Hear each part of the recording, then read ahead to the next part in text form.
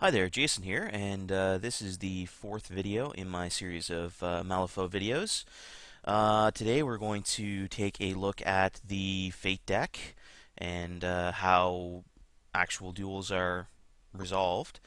You may notice that I'm actually using some software to record my screen this time. I figured that's probably the best option for this, given that the lighting in my apartment and the camera I'm using are not exactly the highest quality.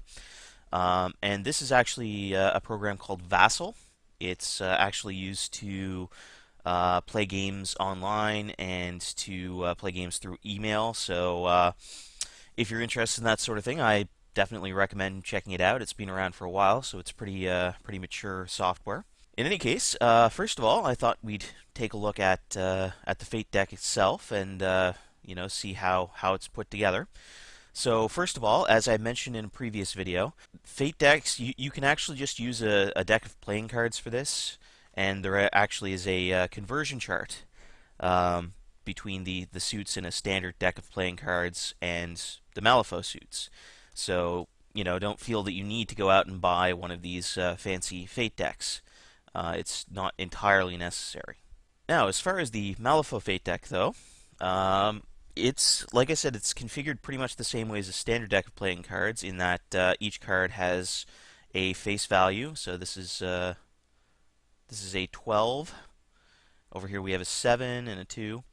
Now the 12s, well, anything above 10 basically, it's actually the face cards. So jacks, queens, and kings are considered 11s, 12s, and 13s respectively. In addition, there are 4 suits. So we have tomes, crows, masks, and rams. And each of these sort of represent a different source of magic in the world, and they're associated with a different faction. So, for example, the tomes are associated with the Arcanists, crows are associated with the Resurrectionists, masks are associated with the Neverborn, and rams are associated with the Guild. There are also 2 special cards in the deck, and these are the 2 jokers. So you do need a deck of playing cards with jokers if you're going to be using that option. So first of all, we have the red joker. And the red joker is the one you want to see turn up because, first of all, it actually has a value of 14. So it's the highest value card in the deck. Plus, when it's turned, you actually get to name any suit you want, and it has that suit. So you've got a lot of versatility there. In addition, when you're actually doing damage, you get to do severe damage plus another flip, and we'll get into all of that a little bit later. The other important piece of information about the Red Joker is that it can be used in duels even when the flip has a negative fate modifier. And again, we'll get into that a little bit later. But basically what that means is when that comes up when you're, at a negative, you can actually still use it. Usually you can't. Next up, let's have a look at the Black Joker. The Black Joker is the one you don't want to see in this case because it has a value of 0 and it actually has no suit. So this card it basically gives you nothing. It also must be used. So even if this comes up with the Red Joker, this is always the card that has to be used during the flip when it's revealed. The revealing player of a Black Joker can also not cheat fate further, and again, we'll get into that later, but trust me, that's a bad thing. If it is turned up when making a damage flip, then it inflicts no damage, and if it comes up during a healing or damage prevention flip, then it heals or prevents no damage. So you really don't want to see this card come up too often. So next, let's talk about the control hand. So as I mentioned in a previous video, each player is going to have a control hand at all times. Typically this starts at, 6 cards if you're just doing a scrap, which is sort of the normal size of an encounter, or it's 7 if you're doing a brawl. I've drawn 6 cards here, so we can just assume that we're doing a scrap. It's actually possible to have more cards in your hand than you're technically allowed, but during the draw step you would have to discard down. So this is sort of the maximum hand size, and that's enforced during the draw phase. Next, we're going to take a look at some terminology, and there are different things referring to to how you use your deck, and we're going to talk about those so that you understand what's being discussed when we mention them. So first of all, if you're instructed to draw a card, that actually means that you're taking a card from the top of your draw deck and you're putting it into your hand.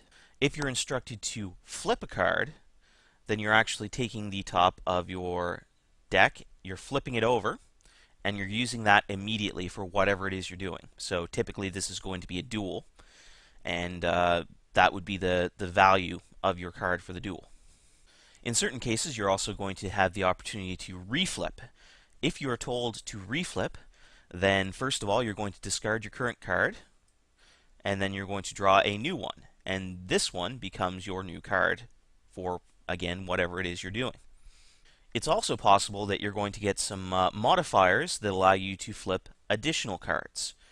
So, for example, if you have a +1 modifier, then you actually get to draw 2 cards. And I'll explain how that actually makes a difference a little bit later in the video. And finally, there is cheating fate. Now, cheating fate basically means that you're taking a card from your control hand and you're going to place it on top of one of the cards that you've drawn. And that replaces that card for the remainder of whatever it is you're resolving. And this sort of gives you a little bit more control over what exactly happens. So this sort of represents you sort of twisting the magic of the world to suit your own needs. Now this can only be done when allowed by the rules, however. So this can be done during a duel, during a damage flip, or when a specific rule allows it. Any other time, you can't cheat fate. Finally, there is discarding. When you're directed to discard a card from wherever it happens to be, you put it in your discard pile. Discards are always done face up, and when a card is in its discard pile, it basically loses its value in suit, so it doesn't exist anymore for the purposes of the game.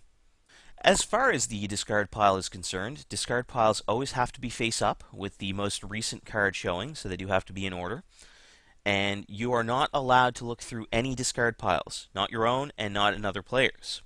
Whenever you have used a series of cards, as far as flips and whatnot, you have to immediately move those cards to the discard pile face up in the order they were used. As far as the Fate deck itself goes, if you ever run out of cards in a Fate deck and you actually have to draw or flip another card, then you take all of the cards in your discard pile, you shuffle them up, and you place them face down to form a new Fate deck. It's also always considered good form to allow your opponent to cut your deck after you've shuffled it for whatever reason. Next, let's talk about Twisting Fate. Now, as I mentioned previously, there are modifiers that you can actually get to flips that allow you to flip additional cards, or in some cases force you to flip additional cards. So these will come sort of as plus card or minus card icons.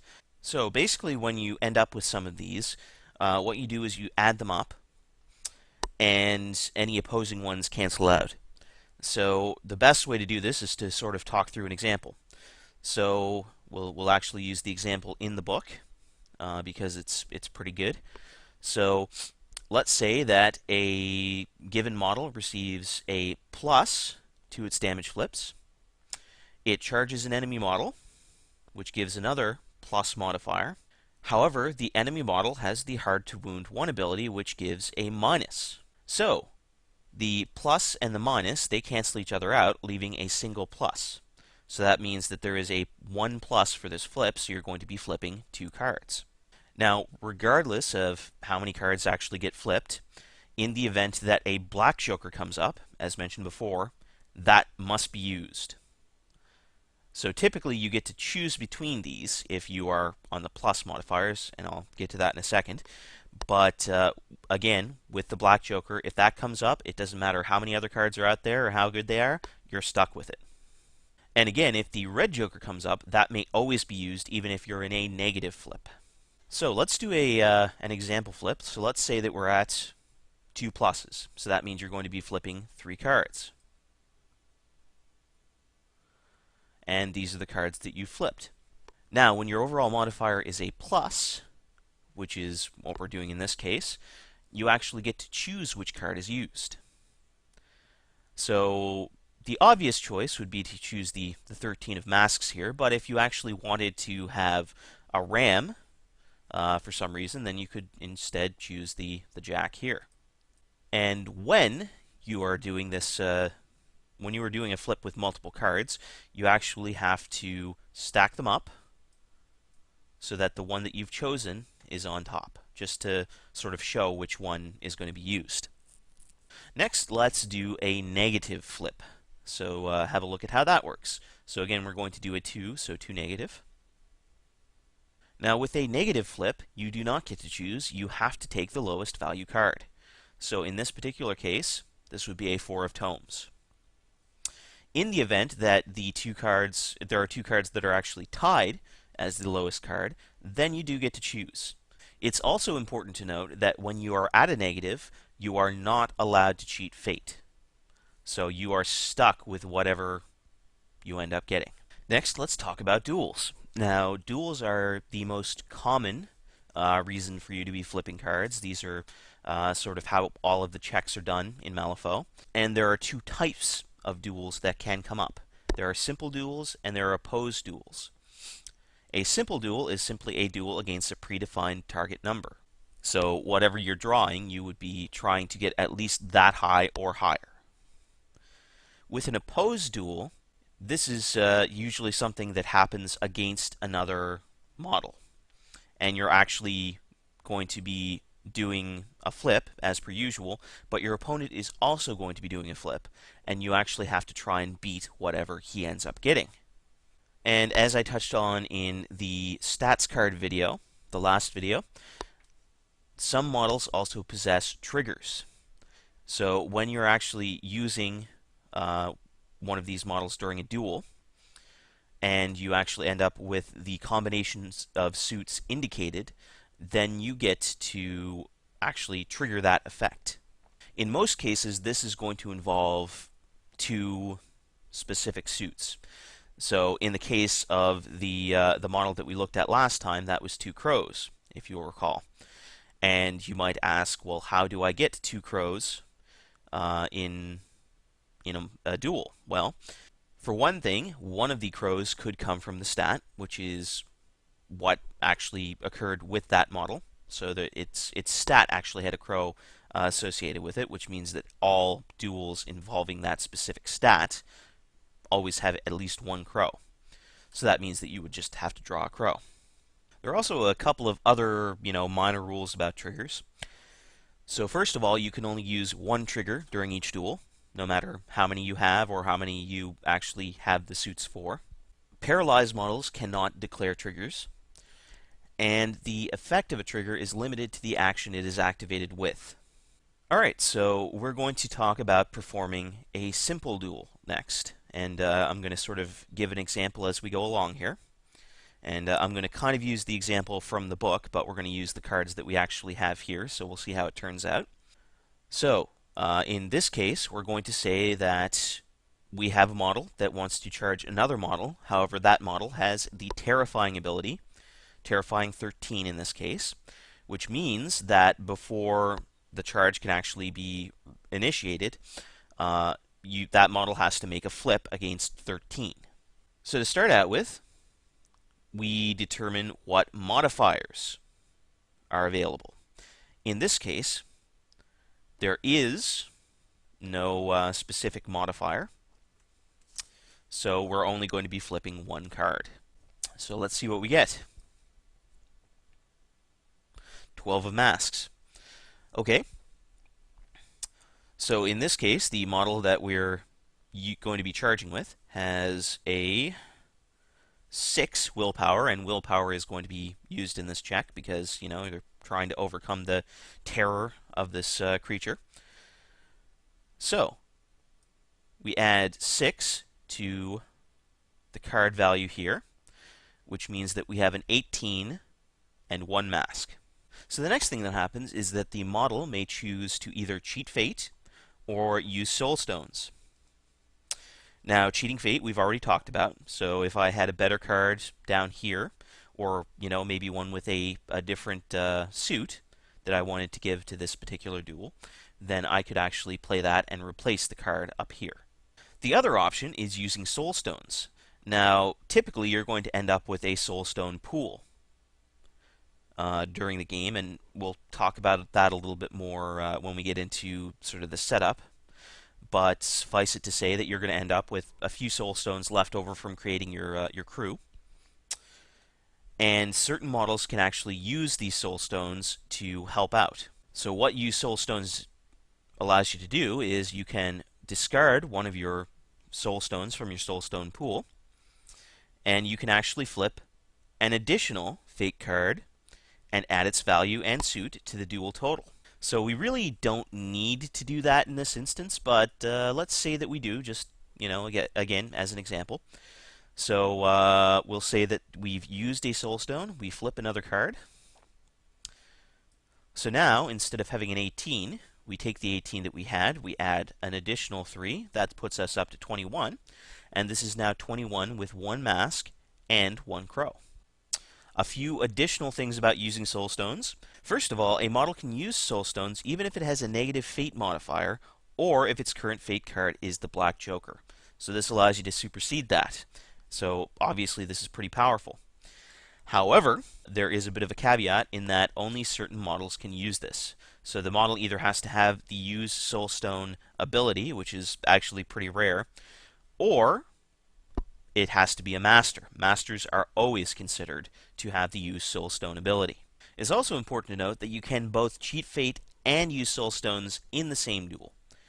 However, they have to be done in order, so you have to cheat fate first if you wish to, and then use soul stones, and each one can only be done once. So next up, we determine the final duel total. So we've kind of been doing that as we go, but we already know it's 21 with a crow and a mask. We now have the opportunity to declare a trigger if we wish to. And in this instance, we're going to say that the model that we're using does not have a trigger that actually uses that specific stat. So triggers are linked to specific stats. So we're going to skip that. And then we determine success. So in this case, because we are actually equal to or greater than the target, which was 13, the model has won the duel. If you have less than the target, then you have lost the duel. Target numbers can also have suits associated with them. So if this had been, say, a 13 ram, then we still would have lost because we didn't actually meet the suit requirements. Finally, we simply apply the results. So in this case, the duel was to see if the model could indeed charge the other model, and because we succeeded, we can. Finally, we're going to talk about opposed duels. Now, opposed duels, like I said, are essentially duels where you're going to be opposing a flip that your opponent is making. So I apologize here because things are going to get a little cramped. They don't give us a whole lot of space in the program here to do this, but we'll make do. So the main difference is actually that all of the steps that we did before are essentially they're all going to happen, but they're going to happen for both of you pretty much at the same time. So first of all, we're going to flip for starting duel totals. Now, in this example, again, we're going to use the example set forth in the book. So in this particular example, a specific model is trying to pacify another model. And pacify requires an opposed willpower versus willpower duel. Both of these models have a willpower of 5 with no suits. So first of all, the models are going to flip for starting duel totals.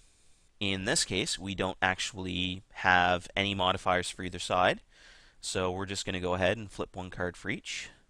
So this is for the attacking model, and this is for the opposing model. So the next thing that happens is you get to change your starting totals using Cheat Fate or use Soul Stones. Now, in this case, this does not happen simultaneously. In fact, you first of all have to determine who is currently losing. So in this case, because they both have the same willpower stat of 5, obviously the highest value is going to be winning. So our attacker is actually winning right now, meaning that the defender is losing, and so the defender actually gets to choose what they're going to do first. So the defender has to choose to either cheat fate, use a soul stone, or pass. In this case, we're going to say that neither of these people has the use Soulstone ability. Again, it's pretty rare, so that's the most likely outcome. So let's say that this guy doesn't really want to be hit by that, so they're going to cheat fate and replace that 8 with a 12. So now they're winning by 1. So next, the other model gets to choose to cheat fate, or use Soulstone, or pass. In this case, well, we're actually using the same control hand for both, so it's quite possible that they might have a 13 in their hand. That said, in this case, we're just going to go with it, and we're going to say, well, that's pretty much what they're stuck with. They could replace it with something else if they wanted to, try and get a different suit for some reason or something like that.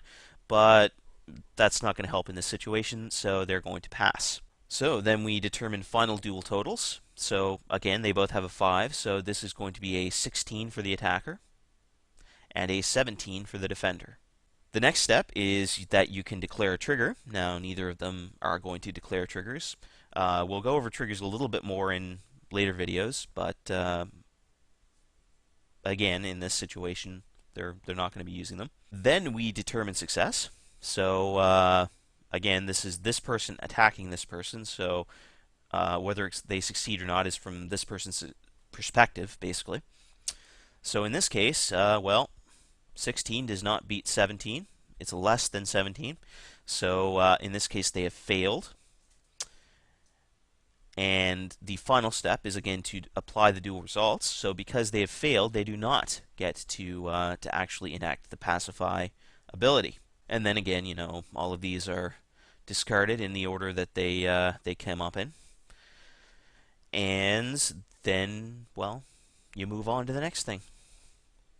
In any case, that is pretty much all there is to be said about duels and the Fate deck. And again, this is, I think, probably the really neat aspect to this game, because for one thing, the whole suit thing is actually a really cool idea, and you're trying to get specific suits for specific things. But also because instead of just those games where you're just rolling dice, you actually have this control hand, and you have sort of this resource management aspect. So do you want to play that really high card right now, or do you want to try and save it till later? So you have to really think strategically about that stuff as well, which I think makes this game pretty cool. In any case, that's all I have to say about Fate decks and duels. So that is the end of this video. So I hope you've enjoyed this. Check out my further videos, and in the meantime, have good games.